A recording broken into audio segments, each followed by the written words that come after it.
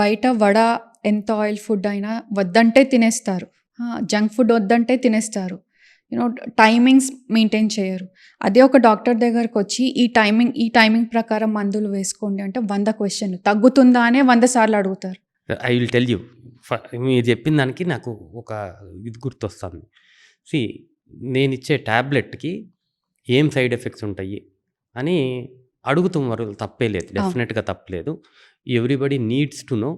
And as a doctor when I'm prescribing some medications I know by 100% ఎంత పర్సెంటేజ్‌లో ఏ side ఇవ్వాలి. Effects ఉండే అవకాశం ఉంటుంది ఈ టాబ్లెట్‌కి అని. సో, అక్కడి వరకు we are good.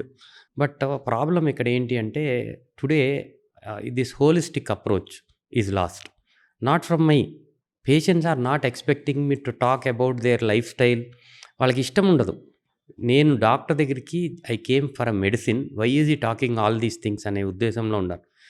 As a doctor హోలిస్టిక్గా ఐ వుడ్ థింక్ ఈరోజు ఈ ప్రాబ్లమ్కి ఈ ట్యాబ్లెట్ ఇస్తాను, రేపు మళ్ళీ రాకుండా ఏం లైఫ్ స్టైల్ మాడిఫికేషన్ చేయాలి, ఏ డైట్ మాడిఫికేషన్ చేయాలి, ఇది క్లియర్గా చెప్తా ఉంటాను.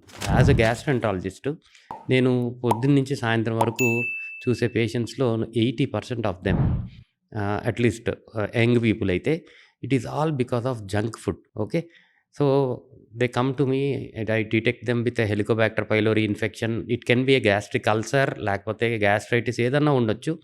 డయాగ్నోస్ చేసిన తర్వాత I give them treatment to cure that infection. 14 రోజులు కోర్స్ ఇస్తే తగ్గిపోతుంది. ఓకే. అమ్మ, ఈ ప్రాబ్లమ్ మళ్ళీ రాకూడదు అంటే మీరు బయట తినటం మానేయాలి.